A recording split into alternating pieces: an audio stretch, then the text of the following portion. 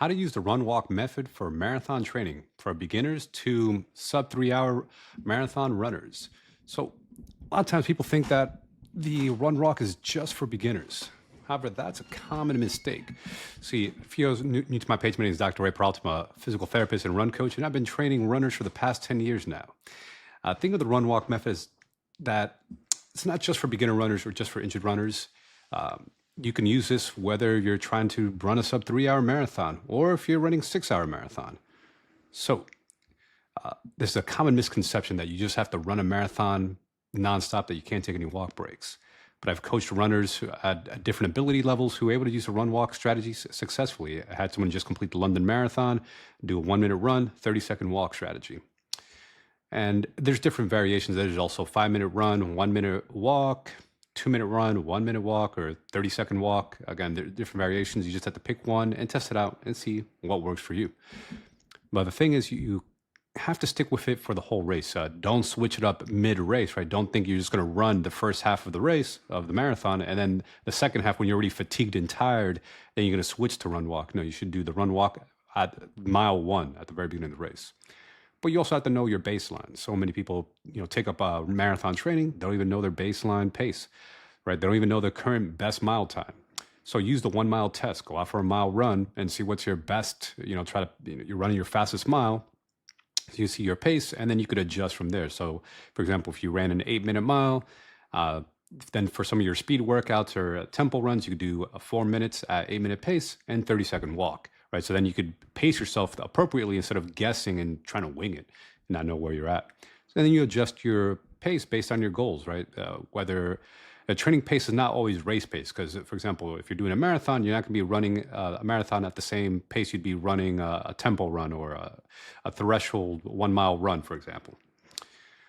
So Jeff Galloway, who's one of the pioneers of the run walk method, has a conversion table. He's a coach who has a conversion. So if you do your best mile time, then you want to try to predict what your marathon time would be. You take your mile time and you multiply it by 1.3, and then you add, so that would be your predicted marathon time. It's not exact, but close enough. And then for your long runs, while you're training for your marathon, you could add 2 minutes per mile for your training pace. So for example, if you ran 8 minute and then your marathon pace would be, for example, let's do the math real quick here while we talk it out here.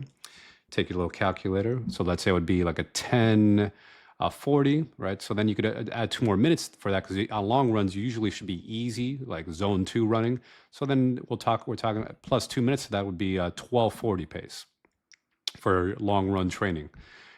And then you adjust the pace for temperatures above 60 degrees Fahrenheit, because as the weather's warmer, body's going to slow down, because hot weather's going to make your body works harder. It's trying to cool itself down. You're sweating more. You increase your respiration. You increase your heart rate. It's actually working harder at warmer temperatures.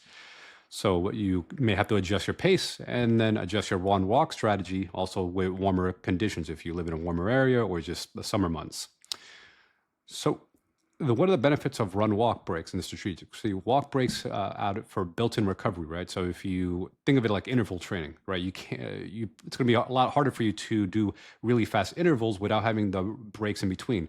And then you could expand this out. You could use this run walk interval strategy for a marathon. So now it's going to have built-in recovery, so you can maintain your marathon race pace without like hitting the wall and fatiguing, right? It reduces that fatigue buildup. The walk breaks are strategic. You do it at the very beginning.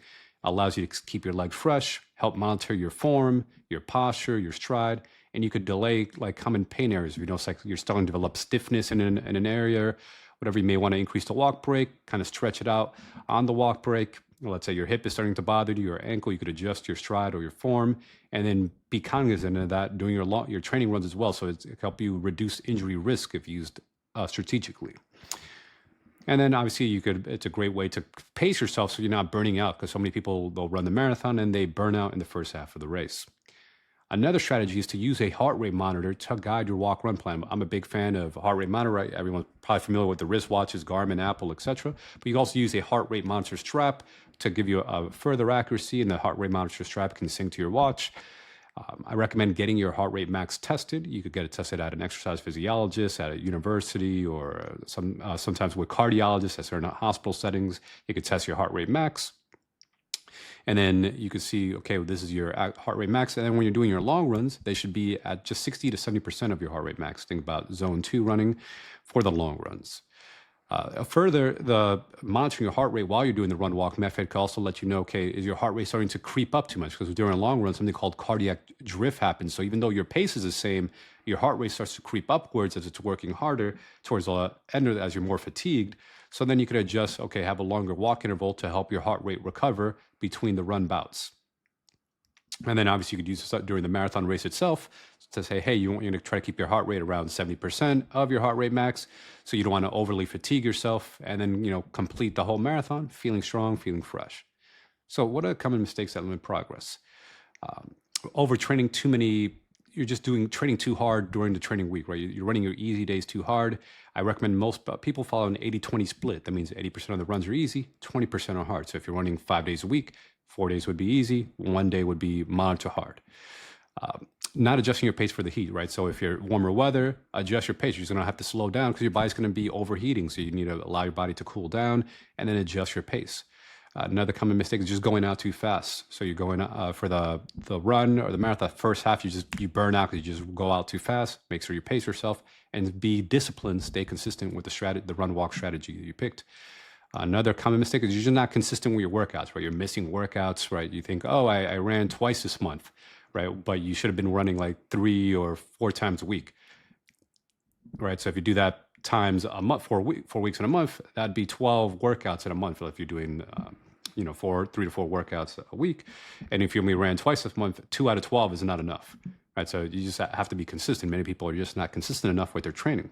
Or they're just setting unrealistic goals. They're like, oh, I'm going to run a 5-minute mile, but they're currently at a 10-minute mile pace, right? So you have to set realistic pace goals, and that's why doing a mile run test, right, seeing what your current best mile time is will help you be realistic with your pacing. Other tips that will help just your overall running performance is making sure you're aware of posture, right? Posture can help reduce your pain. And then you can pay attention to your posture during your run walk intervals because sometimes as you fatigue, you start forgetting about posture. So, right, what's good posture? Usually upright, head over your shoulders and hips. Like you could think of it like a straight line, head, shoulders, hips, and ankles. Think about a string pulling the top of your head. And this was going to help reduce neck pain, back pain, even reduce issues in the lower body, hip, knee, and ankle, because its alignment really matters. So if you struggle to finish strong in long runs or marathons, the run walk method might be the game changer you need. So comment below your current run walk ratio if you're planning to test this out. And if you want a structured plan with a personalized pacing heart rate zones, check out a link. We could talk about a one-to-one coaching, and also you could check out my free training to learn more about my running methods. All right, so like, comment, and subscribe, and share this if you found this useful.